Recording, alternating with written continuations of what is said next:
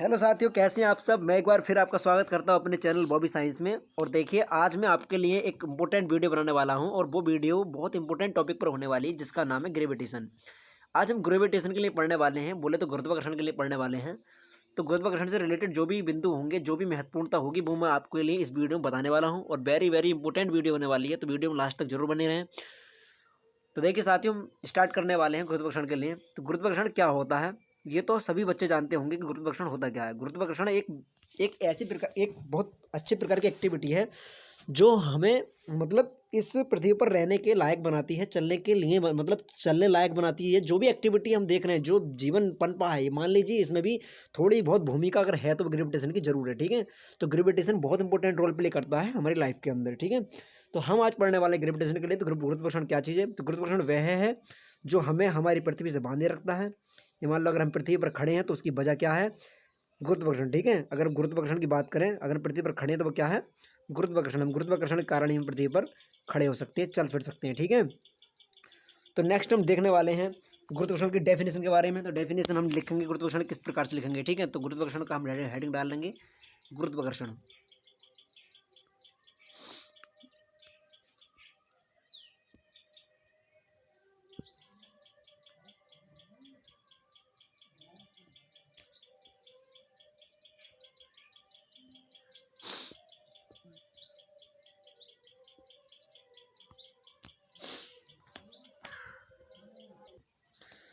तो गुरुत्वाकर्षण के डेफिनेशन के लिए मैं बताने वाला था। तो गुरुत्वाकर्षण की डेफिनेशन लिखेंगे गुरुत्वाकर्षण।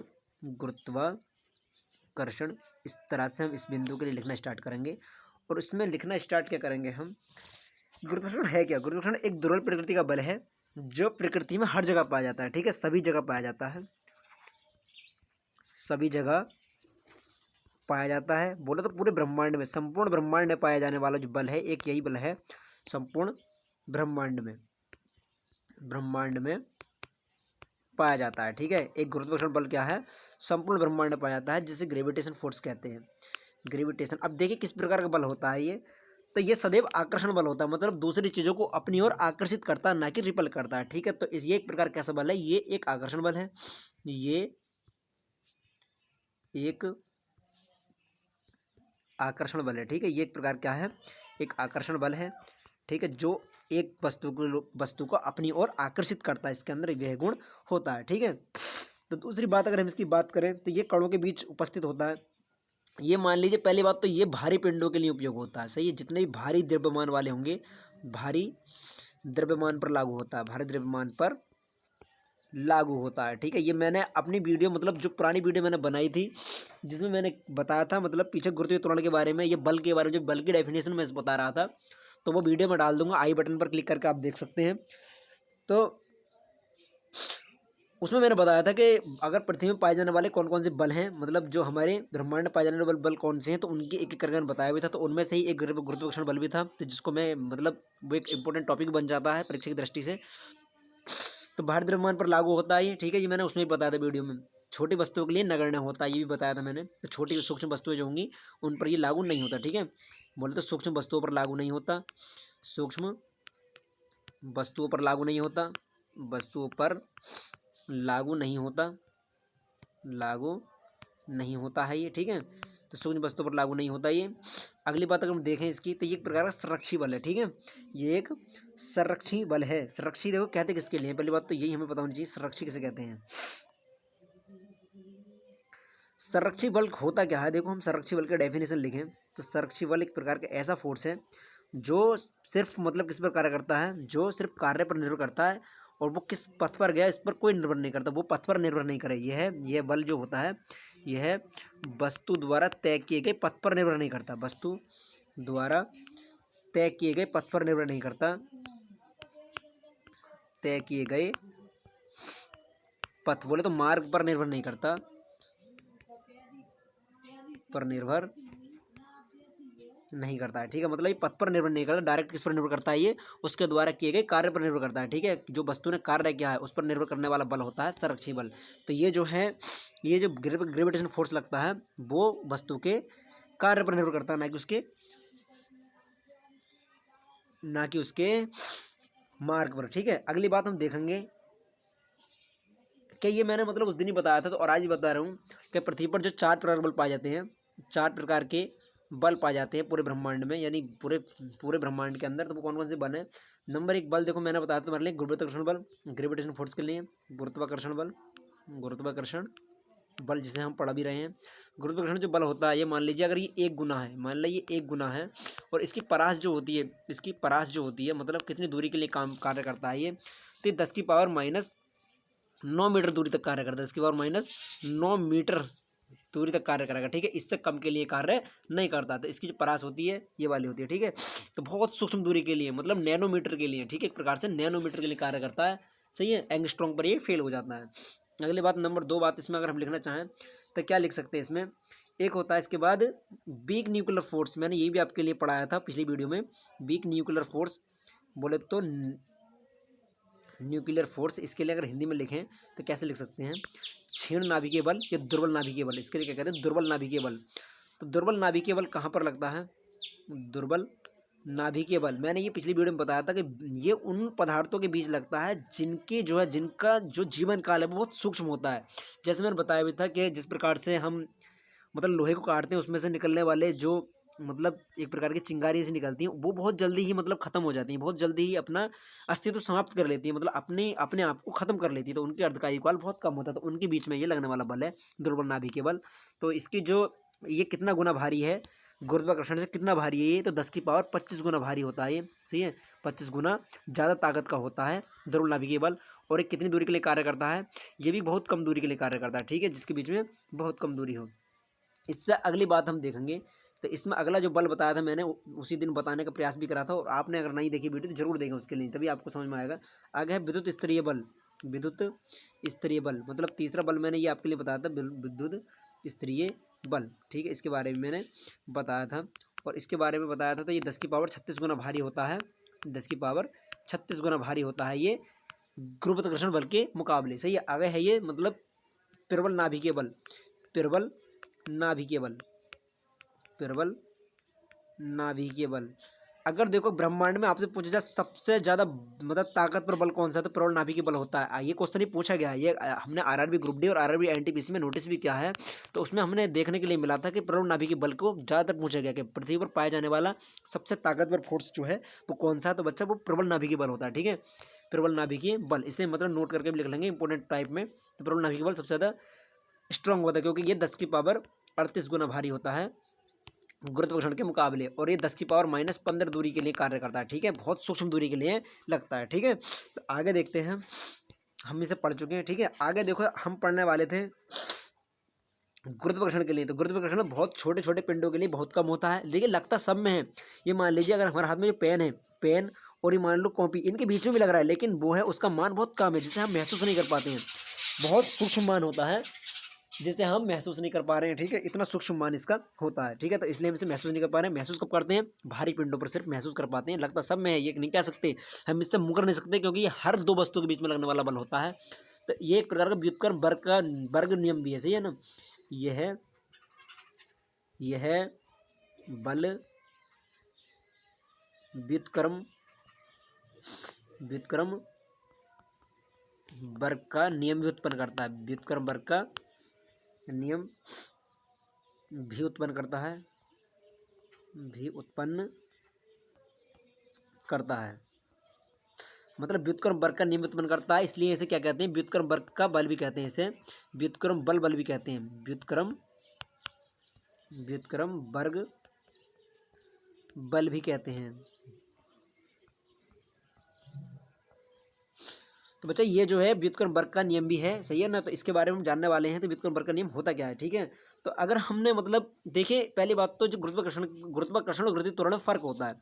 ये गुरुत्वाकर्षण बल है जी, सही है, और एक होता है स्मॉल जी जो है ये सिर्फ और सिर्फ हर पिंड का अलग अलग होता है। ग्रेविटेशन जो त्वरण होता है, ग्रेविटेशन एक्सेलरेशन जो होता है, ये प्रत्येक पिंड का अलग होता है। मान लीजिए हमारी पृथ्वी का 9.8 है, ठीक है, और हम चंद्रमा पर जाएं तो ये 1/6 हो जाता है। ये क्वेश्चन कई बार आया हुआ है कि चंद्रमा पर हमारे बल जो है गुरुत्वीय त्वरण का कितने गुना हो जाता है, तो 1/6 गुना हो जाता है, ठीक है। तो ये बहुत ज़्यादा इंपॉर्टेंट है। तो आप देख रहे हैं कि ये जो है प्रत्येक पिंड के लिए, ये मान लीजिए पृथ्वी के लिए अलग हो गया, ये पृथ्वी के लिए अलग है और चंद्रमा के लिए अलग है, ठीक है। तो चंद्रमा पृथ्वी के लिए अलग अलग दोनों के गुरुत्वीय त्वरण का मान अलग हो सकता है, लेकिन जो गुरुत्वीय सर्वात्रिक गुरुत्वाकर्षण बल जो होता है, सर्वात्रिक गुरुत्वाकर्षण, ये सर्वात्रिक इसका नाम ही इसलिए पड़ा क्योंकि ये जो है यूनिवर्सल लॉ है, ठीक है। ये पूरे पूरे ब्रह्मांड के लिए लगता है, ये इस पूरे ब्रह्मांड का सेम होता है, जो 6.67 गुणा 10⁻⁻11 ये जो मान निकल कर आया था, ये टोटल ब्रह्मांड के लिए समान है, ये कभी भी चेंज नहीं होता। जैसे द्रव्यमान चेंज नहीं होता, द्रव्यमान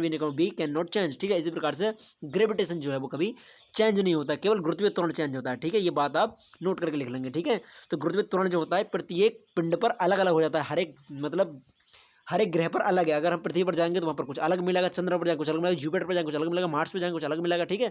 हर जगह इसका जो गुरुत्वीय त्वरण है वो चेंज हो जाता है, ठीक है।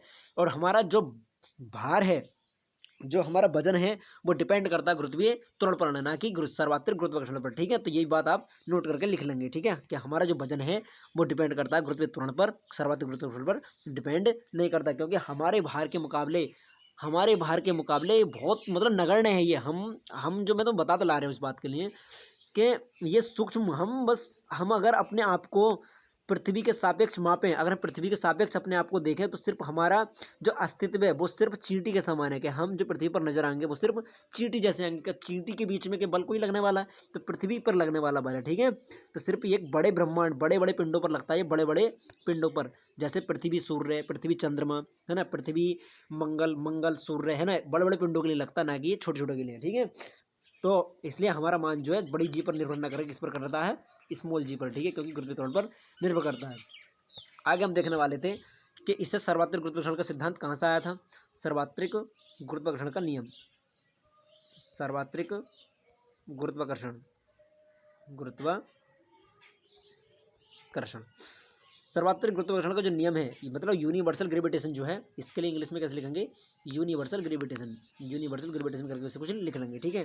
तो अगर कूलाम का नियम पढ़ा होगा, कूलाम का जो लॉ है, कूलाम का नियम है 12th के अंदर, जब आप 12th में पढ़े होंगे साइंस साइड से, तो उसमें है ये नियम, मतलब वो भी एक व्युत्क्रम का नियम है, ठीक है। तो उसमें क्या बताया गया था, ऐसे ही इसमें अगर हम इसे लिखने वाले हों तो क्या है, पहले हम इसमें समझेंगे, ठीक है। लगा लो ये कोई पिंड है, ये m1 द्रव्यमान का पिंड है और ये m2 द्रव्यमान का कोई पिंड है, सही है। इनके जो मास है वो कैसा है, मास कितना है, एक का m1 है और एक का m2 है, और इसके बीच की दूरी को क्या लिख सकते हैं, r, ठीक है। तो इनके बीच में ये बल कैसे कार्य करता है, ठीक है, क्योंकि इन पर लगने वाला जो बल है वो तो समान है, तो गुरुत्वाकर्षण बल समान है। तो जो f जो है वो डिपेंड किस पर करेगा, वो जो डिपेंड करेगा वो उनके गुणनफल के, मतलब इनके जो द्रव्यमान है, ये इनके जो मास हैं, इनके मल्टीप्लाई के, तो ये क्या होएगा, मतलब अनुकरणुपाती होएगा, ठीक है। इनके मतलब इनके द्रव्यमान के गुणनफल के अनुकरणुपाती, लेकिन इनकी बीच की दूरी के, इनकी बीच की दूरी के वर्ग के, इनकी बीच की दूरी को अगर वर्ग कर दें तो उसके व्युत्क्रमानुपाती हो जाता है। तो देखो यहीं से क्वेश्चन भी आते हैं, इसी जगह से क्वेश्चन भी बन जाते हैं, वो मैं बताऊंगा किस तरह के बनते हैं, ठीक है।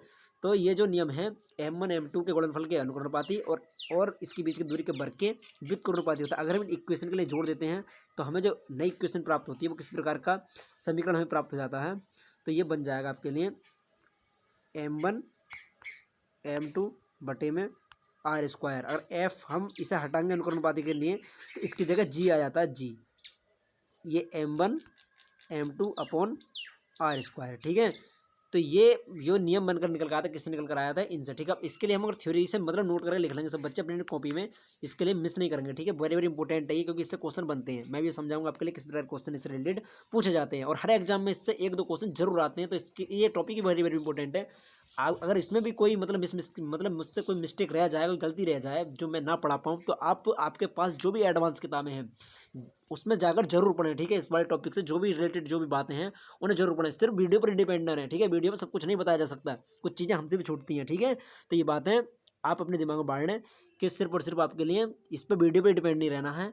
अगर आप मुझसे इस चीज़ से कोई मतलब चूक रह जाती है, कोई मुझसे ऐसी चीज़ जो मैं नहीं पढ़ा पा रहा हूँ, तो वो आप किताब में जाकर देख सकते हैं, ठीक है। फिलहाल में आप इतना ही देखें जो मुझे याद आ रहा है, मैं जो रिकॉल कर पा रहा हूँ बस वही मैं आपको पढ़ाता हूँ, ठीक है। तो मैं जो नियम है, ये नियम का अगर हम एक भाषा में लिखना चाहें, थ्योरिकल में लिखना चाहें, तो कैसे लिख सकते हैं, जो नियम लिखेंगे तो यह है क्या है, यह है नियम, मतलब इनके बीच में सॉरी दो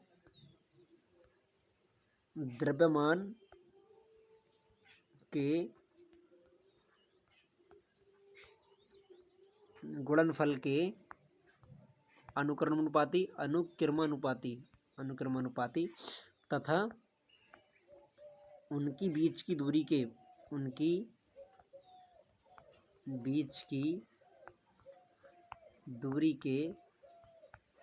वर्ग के व्युत्क्रमानुपाती। बच्चा वो चीज़ मैंने तुम्हें जो उसमें मतलब डेरिवेशन जो कर रहा था मैं, जो मैंने उसमें बताई थी, जो आर्टिकल में लिख रहा था ऊपर अभी थोड़ी देर पहले, जो मैंने उसमें लिखा था सिर्फ मैंने उसे थ्योरी में लिख दिया, सिर्फ अपनी भाषा में, ठीक है। सिर्फ हम विज्ञान की भाषा में कन्वर्ट करना आना चाहिए।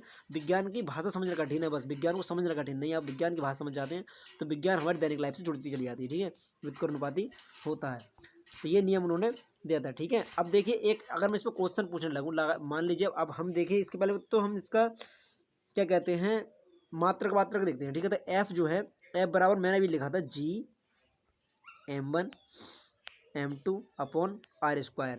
तो ये इसका जो मतलब इसका जो क्या कहते हैं अगर बल का तो न्यूटन ही होता है, ये तो न्यूटन ही है, ठीक है। लेकिन अगर हमें मतलब जी का पूछ लिया जाए, स्पेशली जी का, तो हम कैसे निकाल सकते हैं। देखो ये आर जो इससे मल्टीप्लाई कर लेगा तो ये हो जाएगा F(r²) और ये हो जाएगा G(m1 m2), ठीक। अगर हम देखो यहाँ पर ये इस साइड में लिया है, आपको अगर ना समझ में आ रहे हो, अगर मैं इस वाले जी के लिए इस तरह से जाऊँ, G(m1 m2) बराबर F(r²) हो जाएगा, ठीक है। और जब मैं यहाँ पर सिर्फ जी के लिए रोकूंगा, सिर्फ यहाँ से जी के लिए रोकूंगा, तो ये क्या बन जाएगा F(r²)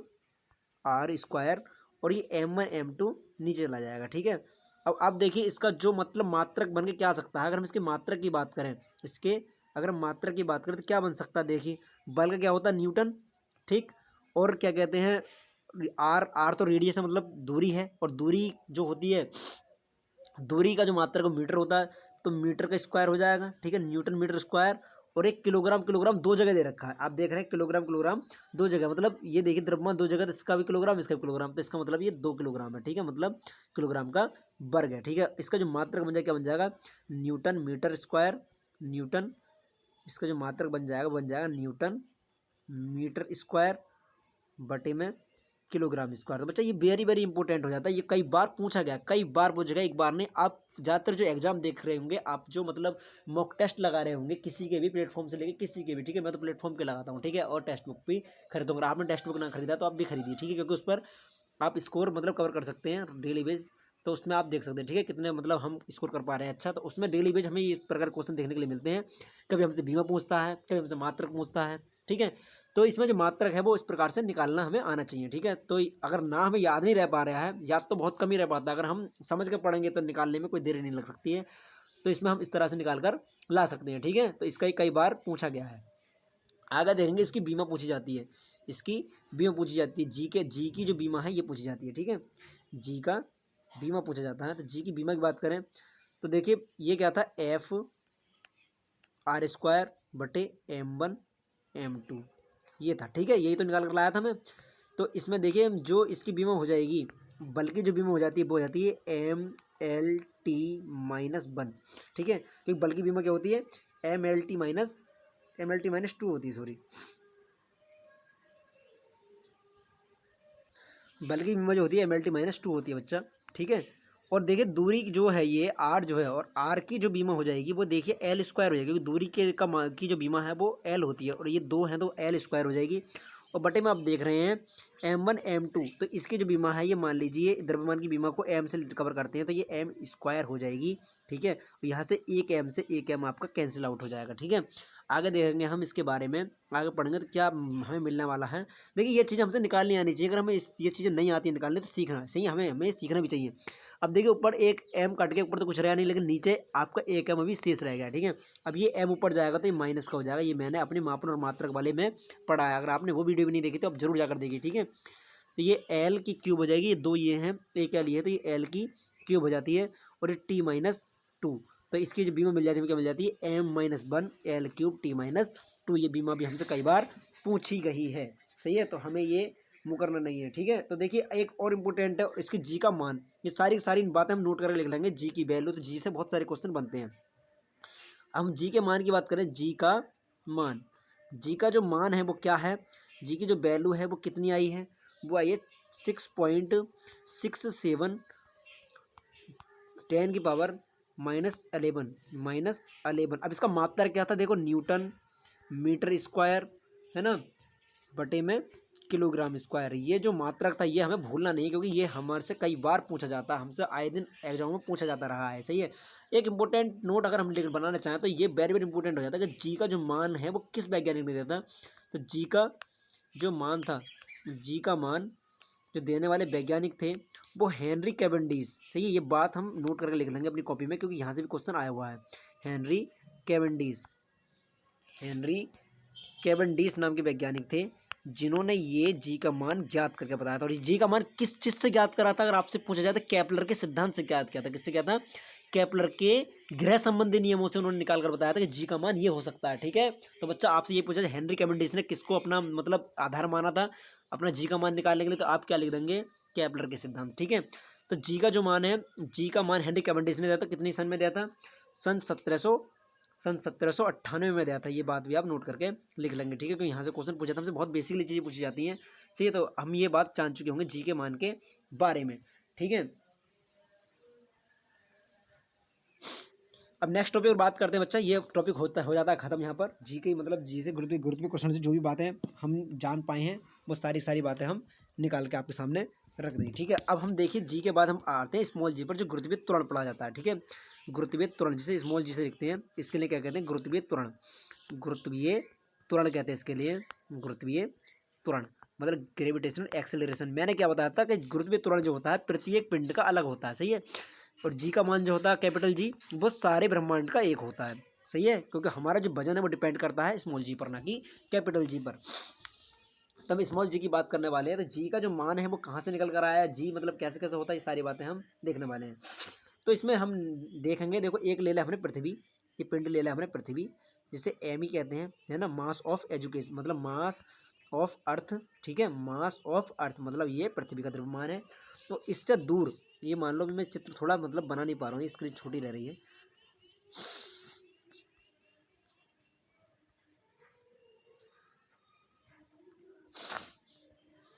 इधर बना लेता हूँ इस चित्र के लिए कि ये देख रहे हैं आप, ये जो है मास ऑफ अर्थ है, और इससे दूर कोई मतलब कोई भी पिंड रखा है।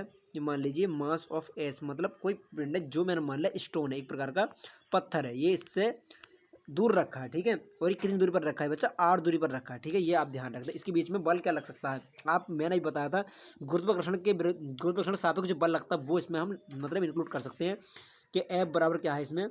जी है ना, एम ई मतलब पहला द्रव्यमान, जो द्रव्यमान मतलब अर्थ का है, पृथ्वी का द्रव्यमान, और किसका द्रव्यमान मल्टीप्लाई करेंगे हम? स्टोन का द्रव्यमान, और इसके बीच की दूरी का वर्ग करेंगे। ठीक है, जो इसके बीच की दूरी का वर्ग है, ये तो नियम पढ़ाया था मैंने अभी, है ना, सर्वत्र गुरुत्वाकर्षण के लिए।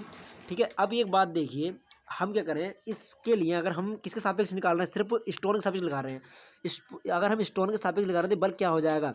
एफ एस क्या हो जाएगा? एम एस मल्टीप्लाई जी हो जाएगा। हो जाएगा क्योंकि ये इसका जो बल है वो डिपेंड किस पर करता है? वो गुरुत्वीय त्वरण पर करता है। मैं इसे बताता हुआ ला रहा हूँ आपके लिए, ये जो बल है हमेशा किस पर डिपेंड करता है? छोटे पिंड का लेखा वो हमेशा गुरुत्वीय त्वरण पर डिपेंड करता है, ना कि बड़ी जी पर। ठीक है, ये बात आप नोट करके लिख लेंगे।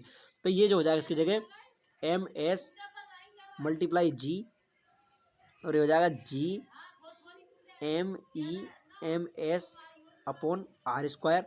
ये सारी की सारी चीज़ें देखिए हमसे आनी चाहिए, तभी हम फिजिक्स पढ़ सकते हैं। ठीक है, तो फिजिक्स कोई हलवा नहीं है जिसे आप मतलब खा जाएं। ठीक है, तो ये जो है एक प्रकार का बहुत डिफिकल्ट टॉपिक है और इसे समझना बहुत ज़रूरी है। ठीक है, अगर आप समझ कर पढ़ते हैं, या एम एस से एम एस कैंसिल आउट हो जाएगा, तो ये जी जो बचता है खाली जी, ये जी जो बचा खाली, तो ये क्या बचा? देखिए जी तो यहाँ पर है कैपिटल जी, और एम ई बचा, और अपॉन में आर स्क्वायर बचा। ठीक है, तो ये आपके लिए मिल जाता है यहाँ से। ठीक है, तो जी जो है सिर्फ इतना आता है, स्मॉल जी इतना आ जाता है। तो ये गुरुत्वीय त्वरण का मतलब ये गुरुत्वीय त्वरण होता है। इसका ये गुरुत्वीय त्वरण कहते हैं। जी का मान क्या होता है? अगर हम जी के मान की बात करें तो जी का मान पृथ्वी के लिए क्या होता है? पृथ्वी का जो जी का मान है वो कितना है?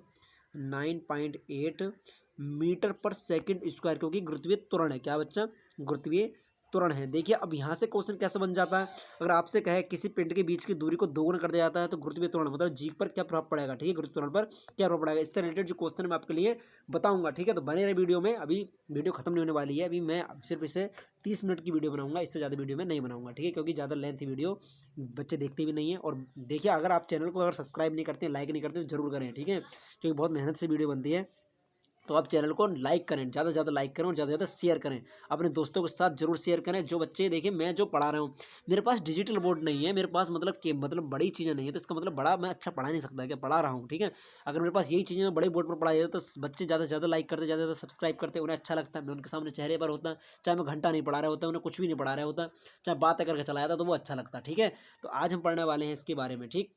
तो नेक्स्ट हम पढ़ने वाले हैं जी के मान में क्या प्रभाव पड़ता है पृथ्वी से ऊपर जाने और पृथ्वी से नीचे जाने पर।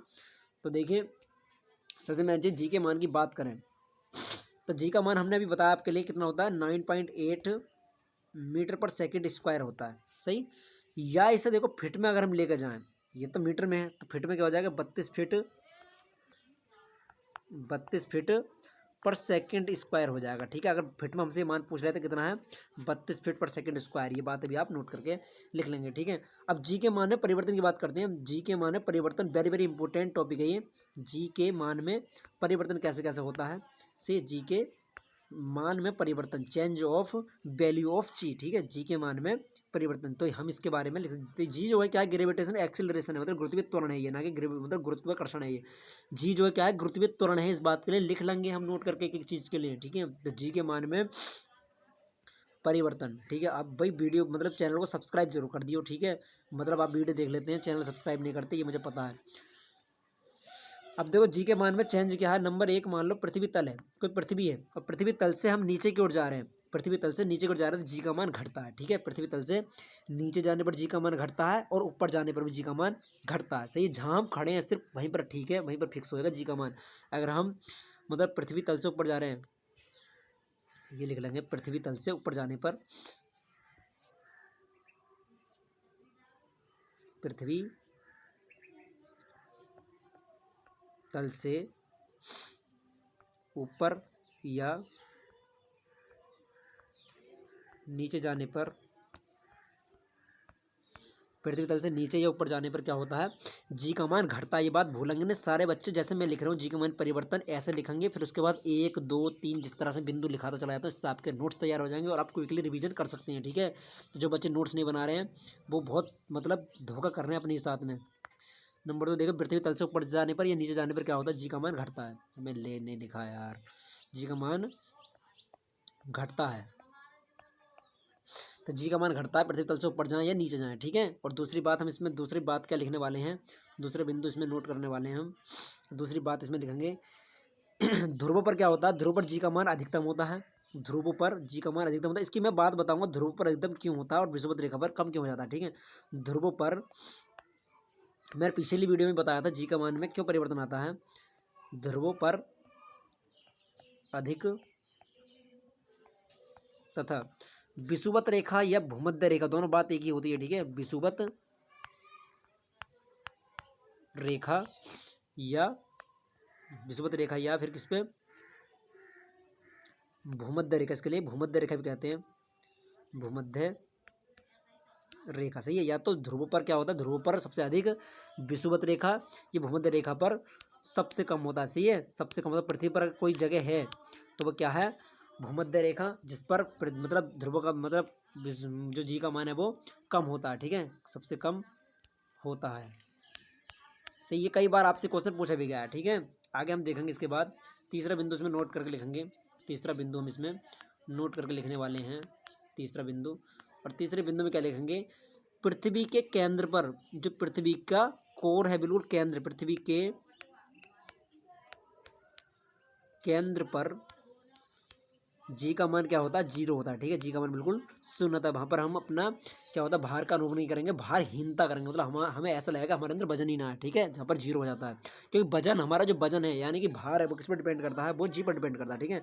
पृथ्वी के अंदर पर जी का मान 0 होता है, ये बात नोट करके लिख लेंगे, सही है। और आगे देखेंगे। अब देखिए, दो दो मतलब त्वरण है, मतलब दो बिंदु हैं, मतलब दो अलग अलग द्रव्यमान है, दो अलग अलग द्रव्यमान के पिंड है। मान लीजिए M1 द्रव्यमान का पिंड है और एक M2 द्रव्यमान का पिंड है, और इनके जो द्रव्यमान है वो कैसे बराबर है। मान लीजिए ये भी 10 किलोग्राम है और ये भी 10 किलोग्राम है, ये भी 10 किलोग्राम है, तो ये नीचे की ओर जब गिरेंगे तो इनके जो बेग होंगे, इनका जो बेग होएगा वो कैसा होएगा, समान होता है। ठीक है, ये बात आप नोट करके लिख लेंगे कि दो समान द्रव्यमान वाले, मतलब जो दो द्रव्यमान समान वाले अगर पिंडों को गिराया जाता है तो क्या होता है, उनमें जो बेग है वो समान होता है। ठीक है, ये मान लीजिए बेग जो होता है किस पर डिपेंड करता है, बी बराबर जो होता है you plus A T square होता है, लेकिन इनमें क्या लग जाता है, बी बराबर हो जाता है you plus G T square. ठीक है, जी टी हो जाता है। ठीक है, और बी स्क्वायर बराबर दूसरा हो जाता है you square plus two ji H, sorry H लगेगा यहाँ पे एच। इसके 3 समीकरण मैं भी लिखवाने वाला हूँ आपके लिए, फिलहाल में आप यही देखें।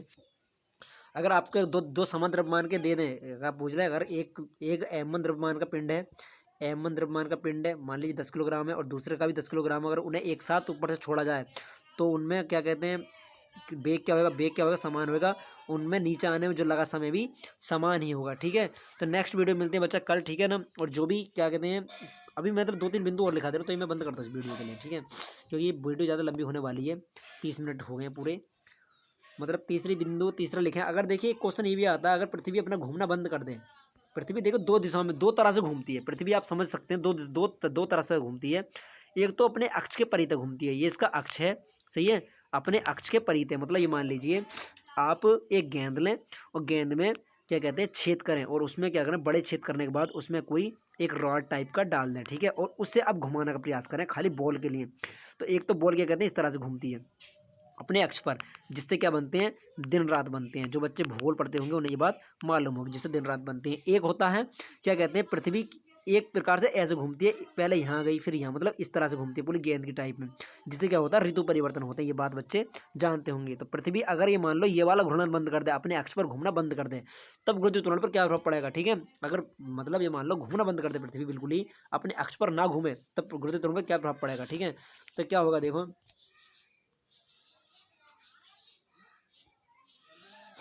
तो इसमें क्या होगा कि अगर पृथ्वी अपना घूमना बंद कर दे, यदि पृथ्वी अपने अक्ष पर घूमना बंद कर दे, अपने अक्ष पर घूमना बंद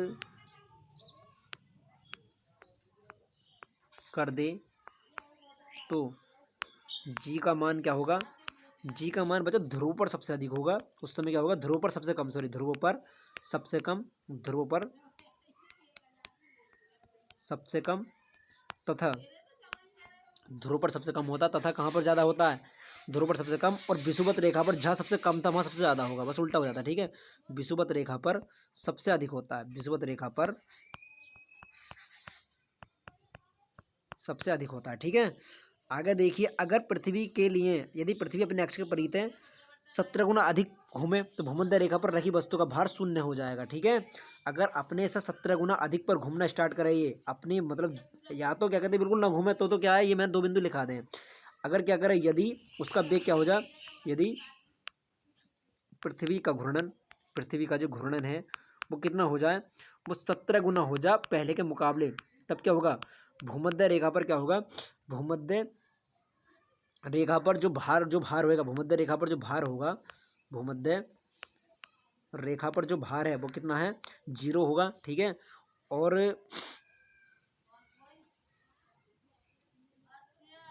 आप एक बात बस नोट कर लिख लेंगे, अगर पृथ्वी घूर्णन बढ़ेगा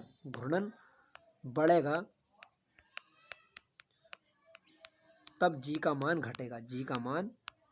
घटेगा। ठीक है, तो ये बात भाई बच्चा सब नोट कर लिख रहे हैं, बाकी का जो भी है वो कल पढ़ाऊंगा। ठीक है, आज के लिए इतना ही काफ़ी है। वीडियो को अगर आपने लाइक नहीं करा तो लाइक करो और सब्सक्राइब नहीं करा तो सब्सक्राइब करें। जय हिंद, मिलते हैं नेक्स्ट वीडियो में कल।